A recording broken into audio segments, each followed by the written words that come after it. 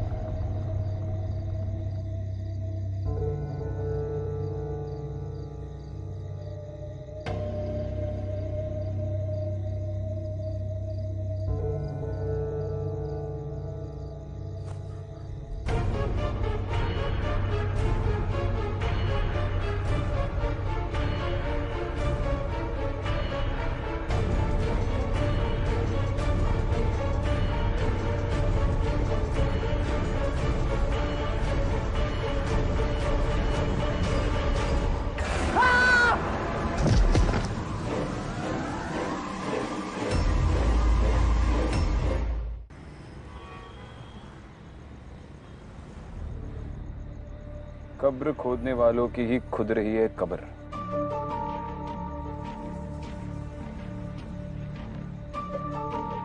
कब्रिस्तान में कब्र खोदने वाले को कोई क्यों मारेगा, वो भी इतनी बेरहमी से। तुमने गौर किया? उसे मारकर कब्र में फेंक दिया, लेकिन ऊपर से किसी ने मिट्टी नहीं डाली। इसका मतलब जिसने भी ये किया है वो चाहता है कि ये कत्ल लोगों की नजर में आए।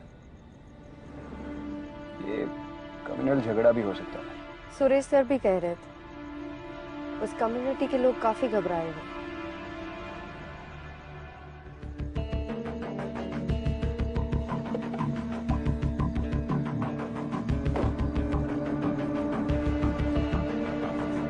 सर, मैं इकबाल खान। लोकेशन कहाँ है? सर आइए। मैडम आप यहीं रुकिए। जानती हूँ औरतों को कब्रिस्तान जाना मना है, लेकिन उसकी चिंता आप मत कीजिए। चलिए।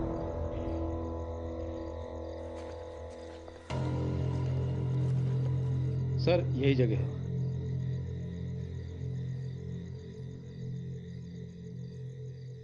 महरूम नवाब आजम अली। विक्टिम का नाम? आकिब गुलाम सर। कोई आई विटनेस? जी नहीं मैडम। आपने विक्टिम की फैमिली को इन्फॉर्म किया? जी हाँ मैडम, पर कुछ खास पता नहीं चला। एक काम करो, इस कब्रिस्तान का रजिस्टर होगा ना, वो रजिस्टर और यहाँ के सारे रिकॉर्ड्स पुलिस स्टेशन पे भिजवा दो। जी सर। और विक्टिम की इमीडिएट फैमिली को भी बुलाओ, मुझे उनसे बात करनी है। जी मैडम।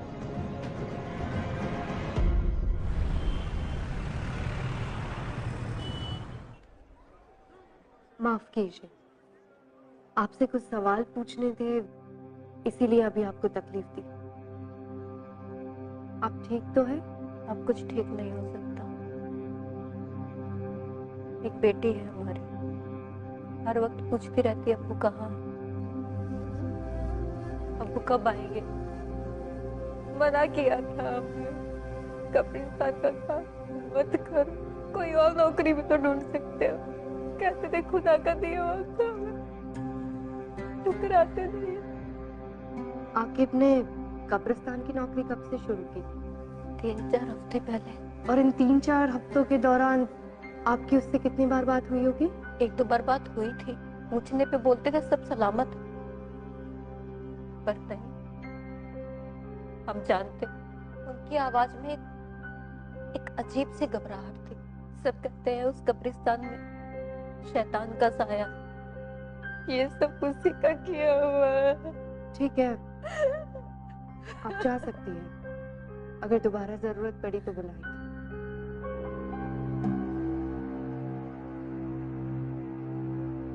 क्या हुआ विक्रम, कुछ मिला? बेगम नूर बानो, आकिब के रजिस्टर में आखिरी एंट्री।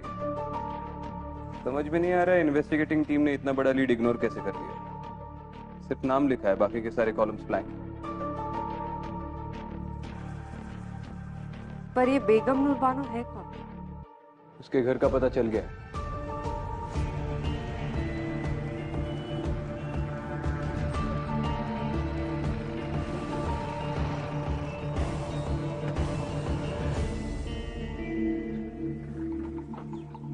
रुको यहीं पे।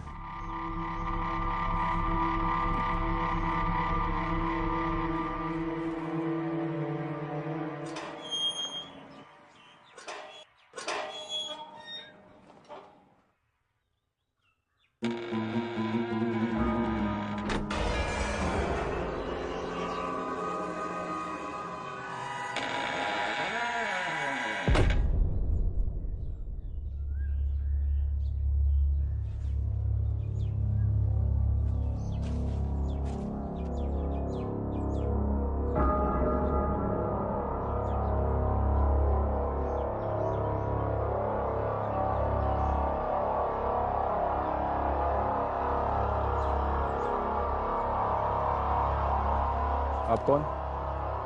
हमारी छोड़िए, आप बताइए कि आप कौन? पुलिस। एक इन्वेस्टिगेशन के सिलसिले में यहाँ पर आए हैं। आप अंदर नहीं जा सकते। अच्छा, आप रोकेंगे पुलिस को?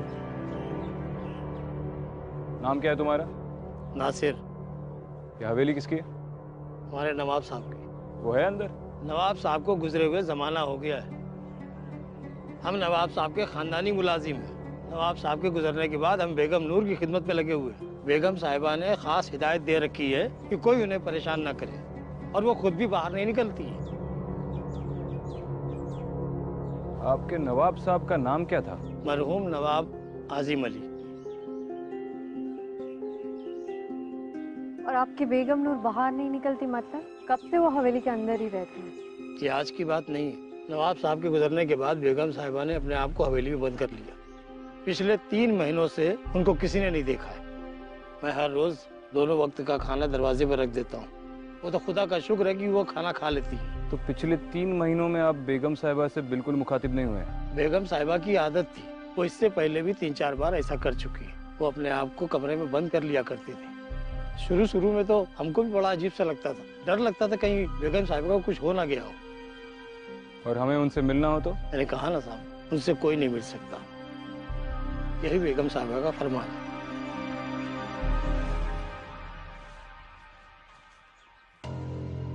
मरहूम नवाब आजिम अली, कुछ याद आया?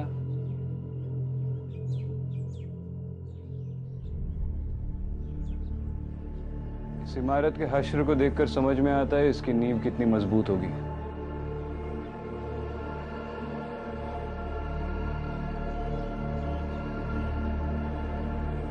क्या कर रहे हो विक्रम? भूख लगी है?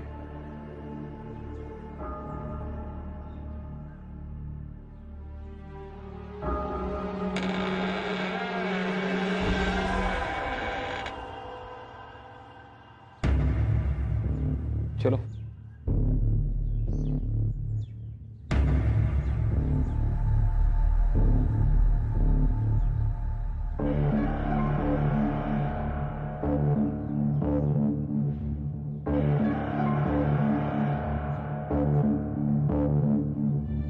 बहुत बड़ी हवेली है, एक जमाने में काफी शानदार रही होगी।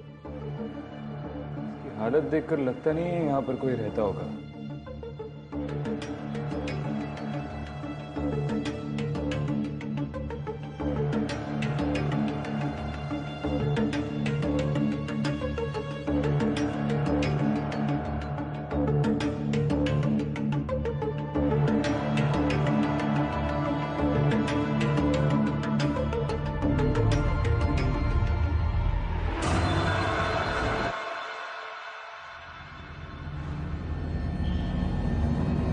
विक्रांत इस पे विक्रांत,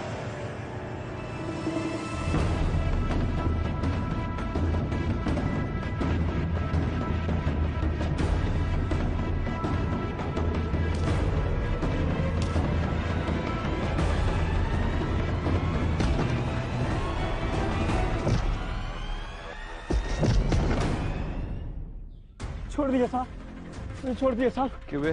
सिर्फ खाना चुराने आया था और भी कोई प्लान था तेरा? और हमको देखकर भाग गया? नहीं साहब, मैं चोरी नहीं कर रहा हूँ साहब। तो ये खाना क्या बेगम ने तुझे खैरात में दिया है? हाँ? नहीं साहब, ऐसी बात नहीं है साहब। पहले ये सामान सब अंदर जाता था और अभी कुछ ही दिनों से देख रहा हूँ कि ये सब बाहर ही रखा रहता है, तो इसलिए मैं ही उठा लेता हूँ साहब। सच बोल रहे तू? हाँ हाँ साहब, सच बोल रहा है? हाँ, सच बोल रहा हूँ साहब।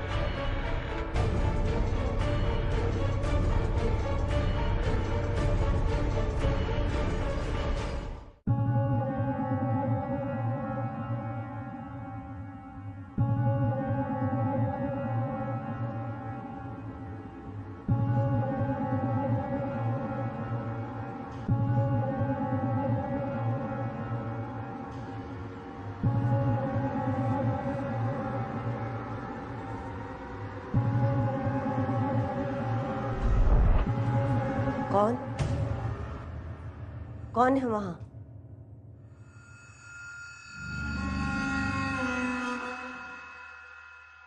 तुम अंदर कैसे आई? आई एम सॉरी पर मैं एएसपी अदिति शर्मा हूँ, मुंबई पुलिस। आप बेगम नूर बानो है ना? आपसे कुछ बात करनी है। किसी के घर में बगैर इजाजत के चोरों की तरह कैसे चले आए? हमारे कमरे में आने की जरूरत कैसे की? देखिए, मैं सिर्फ अपना काम कर रही हूँ। नासिर, मैम, मुझे आपसे एक मर्डर के सिलसिले में कुछ बात करनी है।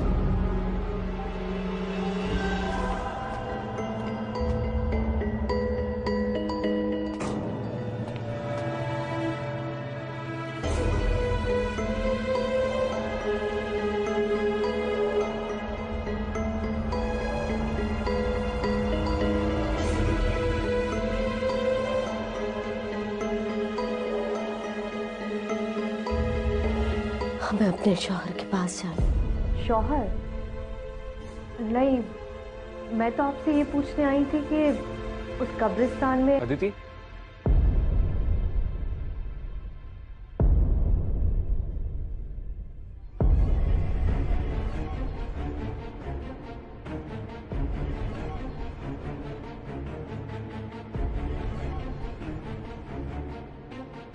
चलो।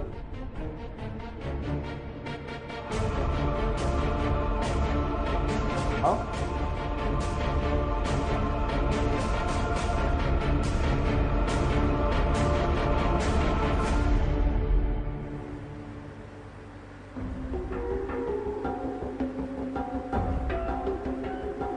तुम ठीक हो? हाँ।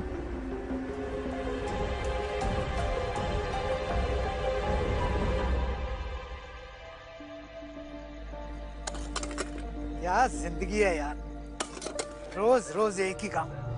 इससे अच्छा तो मैं मर जाऊं।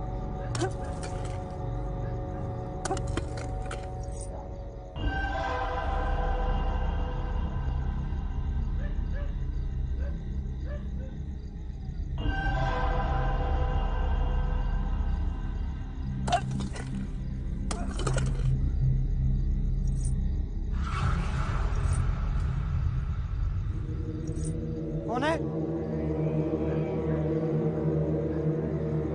कौन है वो?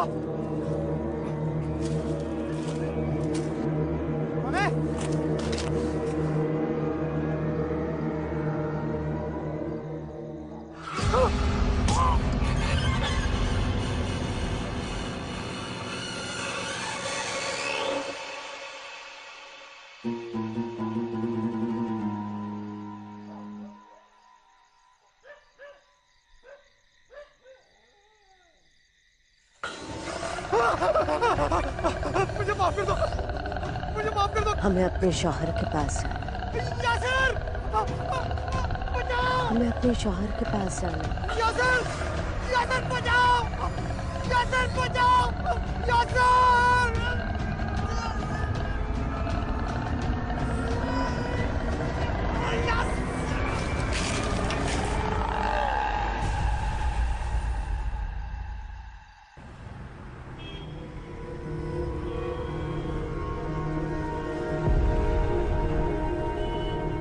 इतने लोग कब्रिस्तान में मारे जा रहे हैं सर, आप लोग क्या कर रहे हैं? आप कुछ भी नहीं कर पा रहे हैं, ऐसा क्यों सर? कुछ नहीं होता आप लोगों से, बस हाथ पे हाथ रख के बैठे रहिए तुम बस। सही कह रहे हो।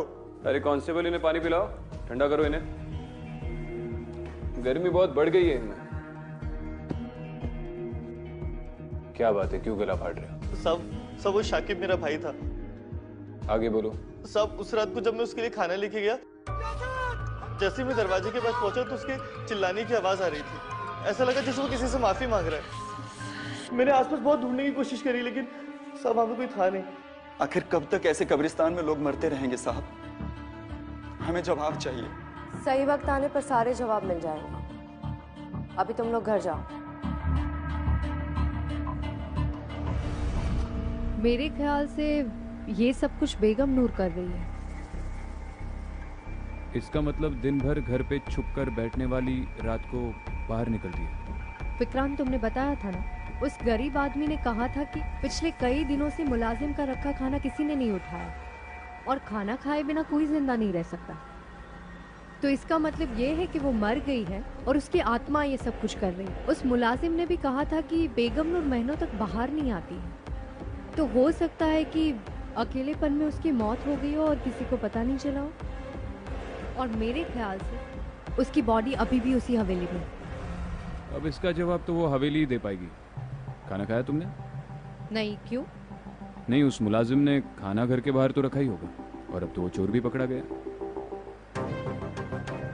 अरे तुमने ही तो कहा खाने के बगैर कोई जिंदा नहीं रह सकता।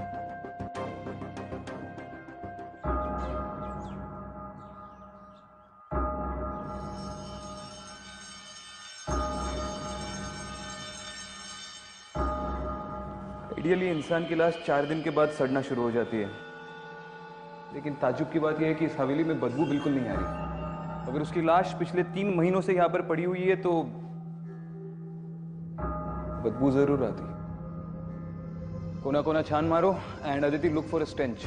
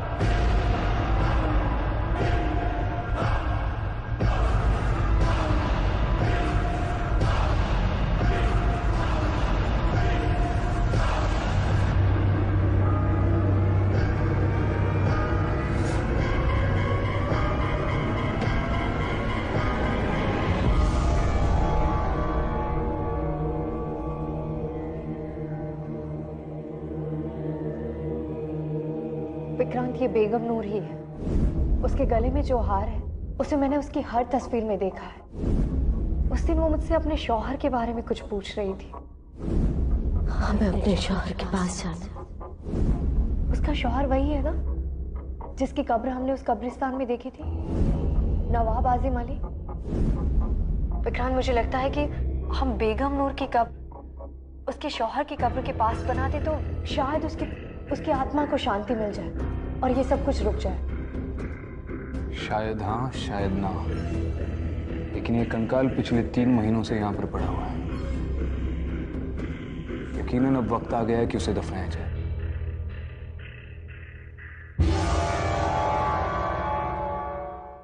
चलो, खुदा का लाख लाख शुक्र है कि अब अपने सर से मुसीबत हमेशा के लिए टल गई।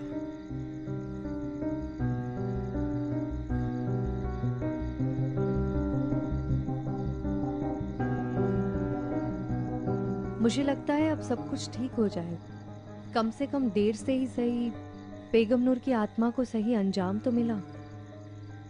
अब शायद वो किसी को तंग नहीं करेगी। तो तुम्हें वाकई लगता है कि ये सब करने से उस शैतान का साया इस मुकद्दस जगह से हट चुका है?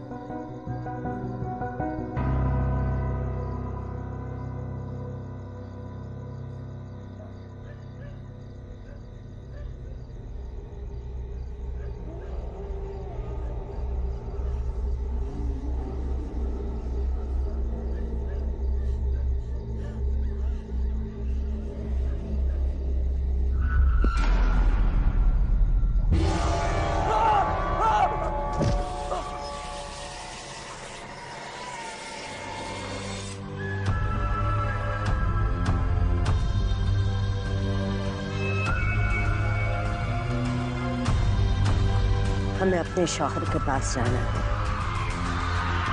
बेगम नूर बानो, नवाब आजिम अली, क्या लाइफ रही होगी इनकी एक जमाने में। मुझे तो दिलचस्पी इस बात की है कि अब इतनी बड़ी प्रॉपर्टी का क्या होगा।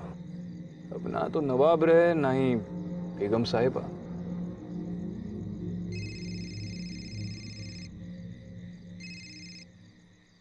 हाँ यासर, क्या? अच्छा ठीक है, बाद में बात करता हूँ। क्या हुआ? कब्रिस्तान के केयरटेकर पर फिर से किसी ने अटैक किया। मुझे पता था ये इस केस का अंत नहीं हो सकता। क्या मतलब है? तुम्हें ऐसा क्यों लग रहा है? केयरटेकर का कहना है कि जिस औरत ने उस पर अटैक किया वो भी बार बार वही कह रही थी। हमें अपने शौहर के पास जाना है।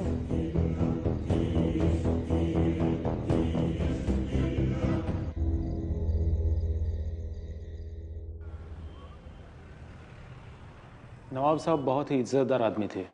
लोगों का उनसे बहुत लगाव था। उनकी मौत कैसे हुई? तकरीबन 15 साल पहले उनके घर वालों ने उनकी गायब होने की रिपोर्ट लिखवाई थी। गायब होने की? वो गायब कैसे हुए थे? वो जंगल से गुजर रहे थे, तभी उनके साथ कोई हादसा हुआ और उसके बाद वो घर लौट कर नहीं आए। कैसा हादसा? वो तो कुछ पता नहीं चला। फिर हमने जंगल के अलावा आसपास के कब्रिस्तान और मुर्दा घरों में बॉडी ढूंढने की कोशिश की, लेकिन बॉडी नहीं मिली। बस उनके कपड़े और जूते मिले। ये नवाब साहब की किसी के साथ गांव में दुश्मनी या फिर पैसे या प्रॉपर्टी को लेकर कोई प्रॉब्लम्स थे? सर, दुश्मनी तो क्या होगी, वो तो अपना सब कुछ बेगम साहिबा ट्रस्ट के नाम ही करना चाहते थे। उनके मरने के बाद बेगम नूर ही उनकी ट्रस्ट चलाती थी और जो पैसा है वो उसी ट्रस्ट में है।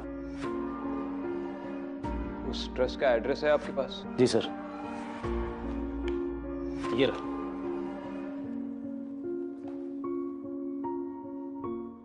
ओल्ड भोपाल।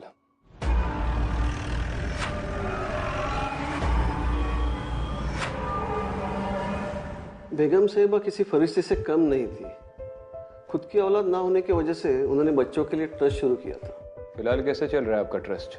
जी, जो भी डोनेशंस आते थे वो बेगम साहिबा की तरफ से ही आते थे और उनको देख के उनके सर्कल के सारे लोगों ने भी ट्रस्ट में डोनेशन शुरू कर दिया था। बल्कि बेगम साहिबा ही उन्हें ट्रस्ट में पैसा देने के लिए मजबूर करती थी। अब पता नहीं उनके मौत के बाद क्या होगा। जैसे बच्चों के सर से माँ का साया हट जाएगा, बिलाल जी, हम इस ट्रस्ट की अकाउंट डिटेल्स देख सकते हैं? जी हाँ बिल्कुल, मैं अभी आपको दिखा देता हूँ।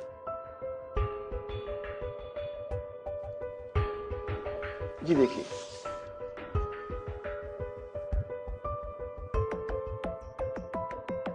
ट्रांजैक्शंस तो बहुत कम है, पिछले 1 साल में तो बिल्कुल ही नहीं है। लेकिन उससे 1 साल पहले 25 लाख की रकम और 10 लाख रुपए और किसी ने विड्रॉ किए हैं।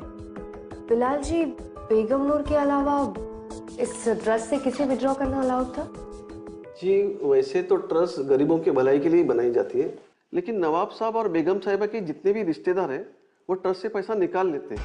उनकी विल में ही ऐसा लिखा है। ये फंड्स कहाँ ट्रांसफर हुए थे? जी फिलहाल तो मेरे पास सिर्फ अकाउंट नंबर है, मैं उसके सारे डिटेल्स निकालता हूँ और आपको फोन कर देता हूँ। चलो ठीक है, बाद में बात करता हूँ। कुछ पता चला? ये बेगम नूर के ट्रस्ट के अकाउंट से जो पैसे निकल रहे हैं वो इंदौर ट्रांसफर हो रहे हैं, किसी अमीना नाम की औरत के अकाउंट में। हो सकता है कि अमीना नवाब साहब या बेगम नूर की कोई रिश्तेदार हो सकता है, लेकिन ये कंफर्म करने के लिए इंदौर जाना होगा।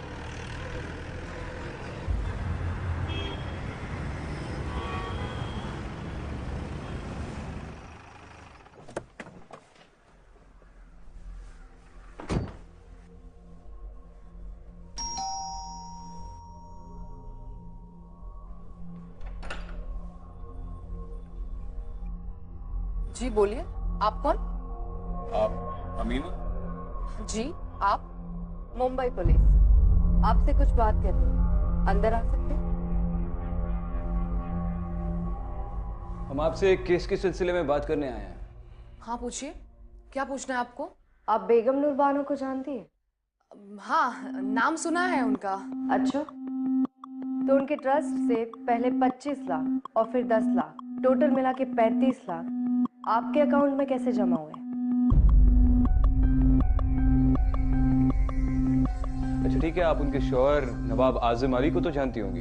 हाँ जानते हैं, वो मेरे अब्बू के काफी अच्छे दोस्त थे, हमारे घर काफी आया करते थे। कमाल है, तो फिर आप उनकी बीवी को नहीं जानती? दरअसल बात यह है कि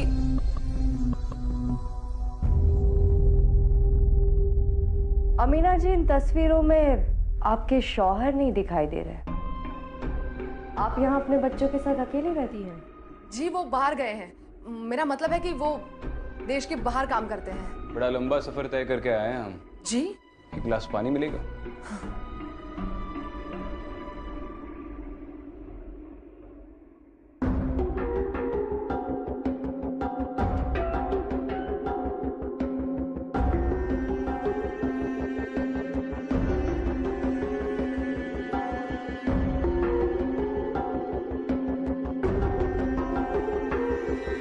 शुक्रिया। आपके शौहर का नाम क्या बताया आपने? जी आजिम शेख। उनकी कोई तस्वीर देख सकती हूँ मैं? आपके मोबाइल में तो होगी। हाँ।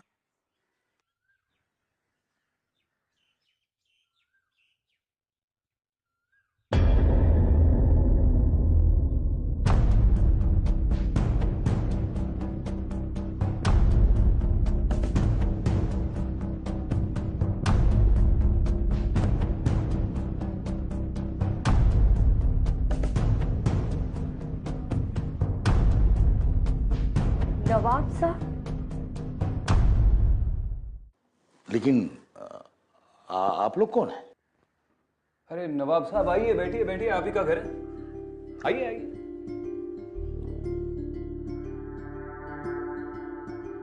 विक्रांत सिंह, मुंबई पुलिस। अमीना जी, आपने बताया नहीं कि आपने अपने अब्बू के दोस्त के साथ शादी कर ली? पुलिस को गुमराह करने का नतीजा जानती है आप? देखिए जनाब, आप जो भी हैं अपने वजूद में रहकर बात कीजिए, यहाँ इज्जतदार लोग रहते हैं। किस इज्जत की बात कर रहे हैं आप नवाब साहब? आपके भोपाल में तो आपके लोग आपकी कब्र खोदकर आपको दफना चुके हैं।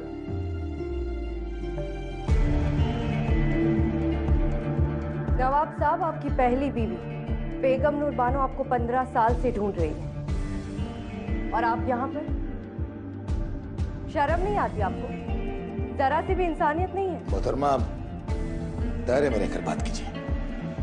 हम अगर अपनी पुश्तैनी हवेली छोड़कर यहाँ रह रहे हैं तो उसके पीछे कोई वजह है। वो बांझ थी, आप उन्हें सच क्यों नहीं बता देते? बेगम आप चुप रहिए। माना कि नूर हमारी बेगम थी, लेकिन वो हमें कभी औलाद ना दे सकी। हम हमेशा उनकी औलाद से महरूम रहे। शायद इसी गम में वो पगला गई। हमने सोचा धीरे धीरे सब ठीक हो जाएगा, लेकिन नहीं हो सका। जब पानी हद से गुजर गया, जब बात हद से बढ़ गई, तब हमने यह रास्ता अख्तियार किया। माना कि वो हमें कभी तकलीफ नहीं देती, ना हम उन्हें कभी तलाक देते, ना वो हमसे कभी तलाक मांगती।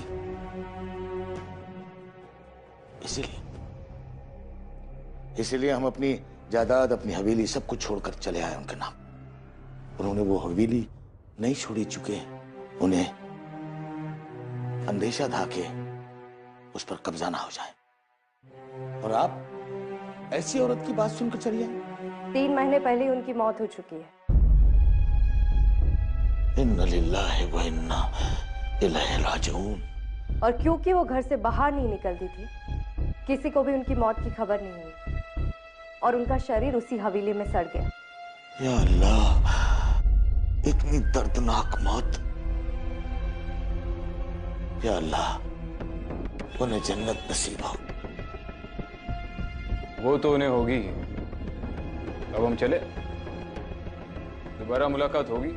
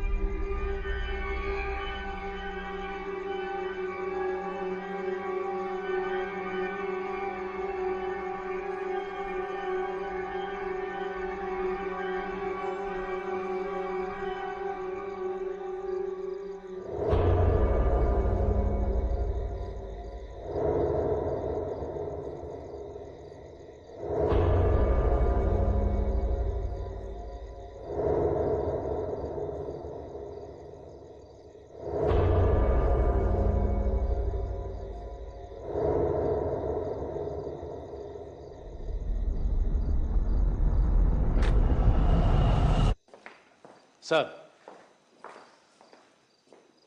अभी अभी खबर आई है नवाब साहब भोपाल लौट आए हैं। उन्हें हवेली की ओर जाते हुए देखा गया सर।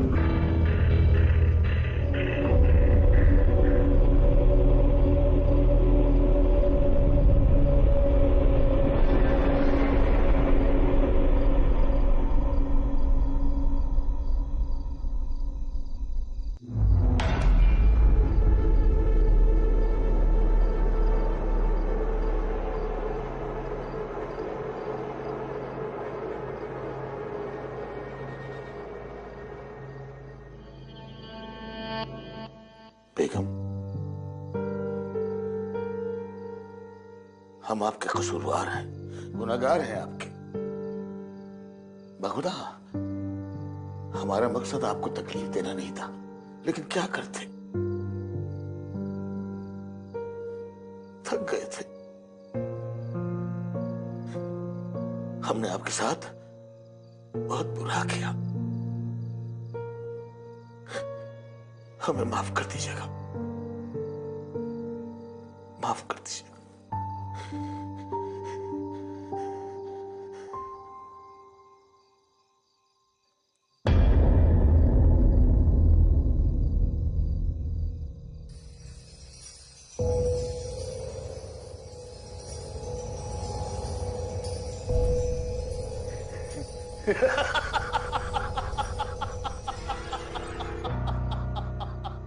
ये हवेली, ये घर, यहाँ की एक एक चीज मेरी है, मेरी मेरी।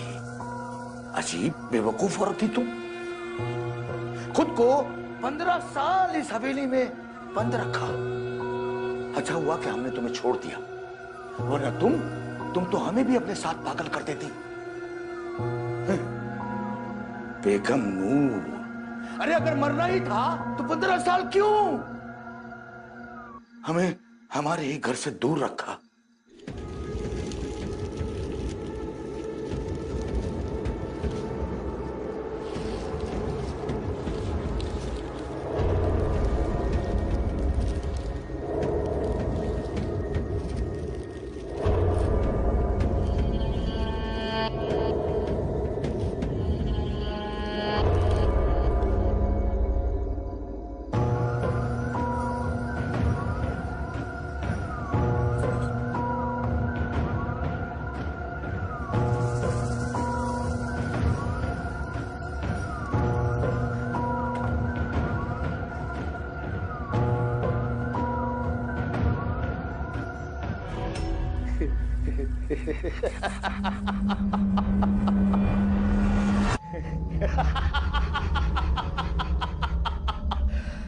शुक्रिया बेगम, शुक्रिया।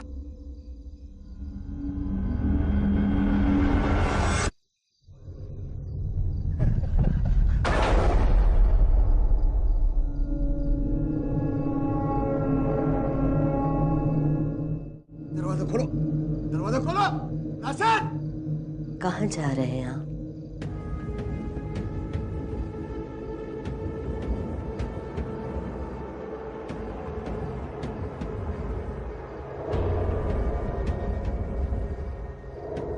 नवाब साहब। बेगम, आप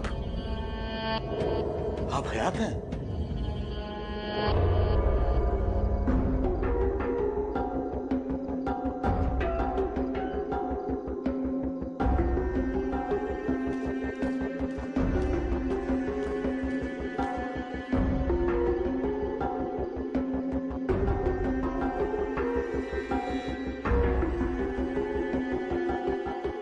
साल 15 साल इंतजार किया आपका, अब कह नहीं जाएंगे आप। लेकिन पुलिस वाले तो बोल रहे थे कि आप मर चुकी हैं। मौत की खबर तो आपकी भी सुनी थी। ये नहीं हो सकता, ये सब आपकी नौटंकी है। मैं सब पुलिस को खबर कर दूंगा अभी अभी।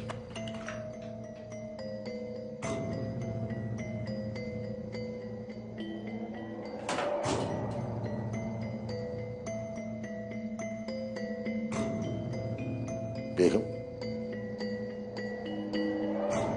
हमें माफ कर दीजिए, हम आपको तकलीफ देना नहीं चाहते थे, हम आपके गुनहगार हैं। बहुत इंतजार करवाया आपने, अब कहीं नहीं जाने दूंगी।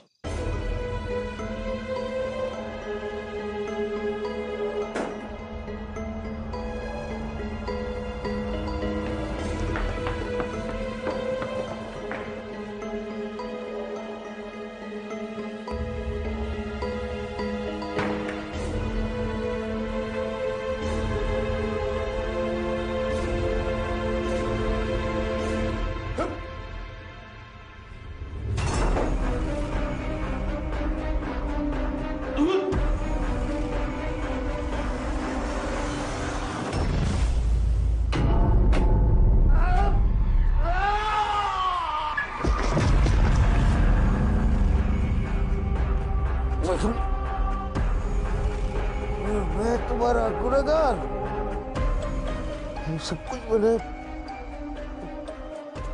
ऐसे के लिए किया।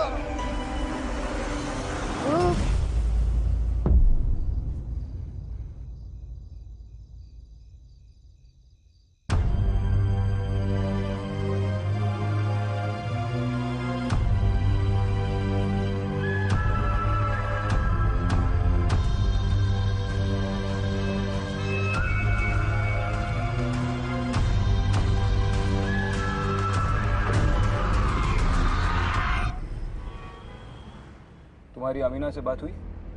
हाँ, इन्फॉर्म कर दिया और कब्रिस्तान कम्युनिटी वालों की रिक्वेस्ट के बारे में भी बताया। सरप्राइजिंगली वो मान भी गई। कौन सी रिक्वेस्ट?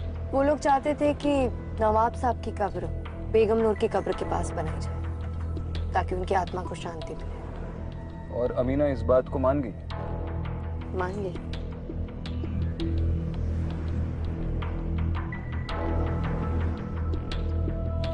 क्या सोच रही हो?